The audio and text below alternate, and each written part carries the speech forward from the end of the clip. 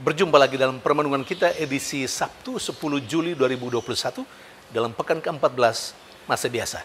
Bacaan-bacaan liturgi hari ini, bacaan yang pertama dari kitab Kejadian bab 49 ayat 29 sampai 32, dilanjutkan dengan bab 50 ayat 15 sampai 24. Dan bacaan Injil dari Injil Matius bab 10 ayat 24 sampai 33. Kedua bacaan liturgi hari ini memberi banyak butir-butir permenungan. Tapi saya hanya mengambil satu butir saja yang menurut saya sangat bagus untuk menjadi bahan permenungan kita pada hari ini. Saudari dan saudara yang terkasih, satu butir penting yang saya ambil menjadi bahan permenungan kita adalah tentang kedua tokoh ini. Dari bacaan pertama, Yusuf, dan dari bacaan Injil, jelas Yesus sendiri.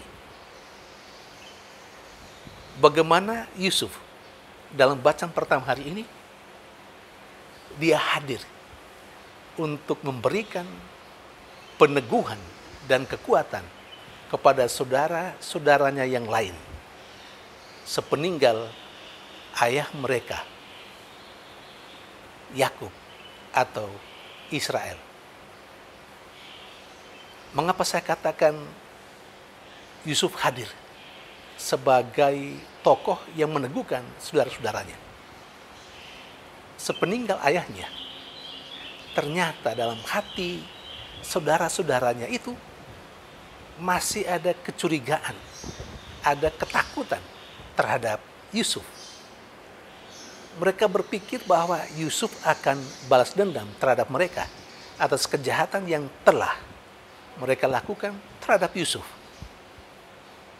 Padahal, kalau kita ingat permenungan kemarin, 2 hari yang lalu, itu berbicara tentang saat di mana Yusuf melihat bahwa apa yang dia lakukan kepada saudara-saudaranya, dia mulai memperkenalkan diri kepada saudara-saudaranya sebagai Yusuf yang pernah mereka jual dulu. Itu merupakan momen rekonsiliasi antara Yusuf, antara dia dengan saudara-saudaranya, tanpa mengingat kembali apa yang telah saudara-saudara lakukan terhadapnya. Namun, ternyata lain dengan apa yang ada dalam pikiran dan hati saudara-saudaranya itu. Itu jelas dalam bacaan pertama hari ini. Mereka merasa bahwa Yusuf akan menindas mereka, akan balas dendam. Karena itu Yusuf, setelah mendengar apa yang mereka katakan, yang sesungguhnya ada dalam hati mereka, Yusuf menangis. Dan Yusuf katakan bahwa dia bukan pengganti Allah. Artinya soal menghukum itu bukan soal dia. Karena itu sebenarnya urusan Allah. Maka Yusuf katakan dia bukan pengganti Allah yang menghukum, yang balas dendam. Saudara dan saudara yang terkasih, Yusuf mengatakan bahwa dia tidak akan melakukan itu. Dia juga akan memberi jaminan bahwa mereka akan hidup aman. Dia akan memberi makanan dan minuman kepada anak-anak mereka, kepada keturunan mereka. Dan terakhir, Yusuf memberi pesan supaya kalau dia meninggal, dia minta anak keturunan saudara-saudaranya itu juga membawa tulang belulangnya untuk bersatu dengan nenek moyangnya, dengan Abraham dan Sarah, dengan Ishak dan Ribka, dan juga dengan Yakub atau Israel. Saudari dan saudara yang terkasih, luar biasa. Ketika saudara-saudaranya berpikir seperti itu, Yusuf malah tidak sama sekali, tidak terlintas dalam hatinya, dalam pikirannya untuk berbuat seperti yang dipikirkan oleh saudara-saudaranya. Dia malah hadir untuk memberikan peneguhan bagi mereka supaya mereka tidak usah takut, tidak usah ragu dengan ketulusan hatinya dan keinginannya atau kemauannya untuk tidak akan pernah membalas dendam. Kita perlu belajar supaya kita kalau memberi maaf,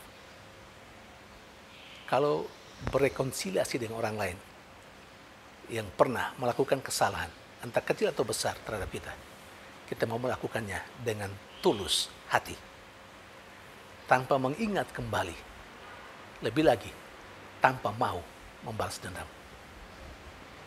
Memang tidak gampang.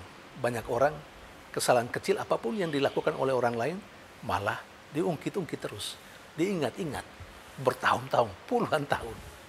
Aneh. Tapi kita bisa belajar dari Yusuf, anak Yakub, anak Israel.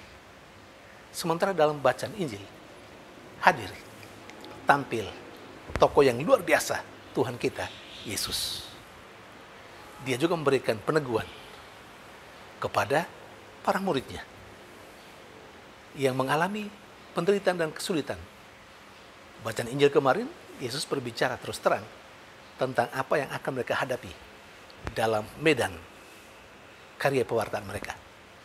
Tapi Yesus hadir dalam bacaan Injil hari ini untuk memberikan peneguhan bagi mereka, supaya mereka jangan pernah takut kepada orang yang hanya bisa membunuh badan, tapi tidak bisa membunuh jiwa.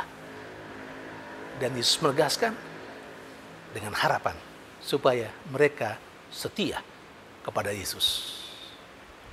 Saudari dan saudara terkasih,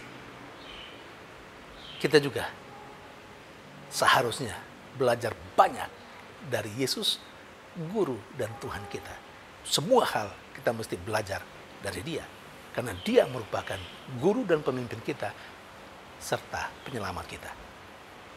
Kira-kira sudah berapa poin penting soal kehidupan ini yang kita belajar dari Yesus? Mari kita terus belajar dari Dia. Tuhan memberkati.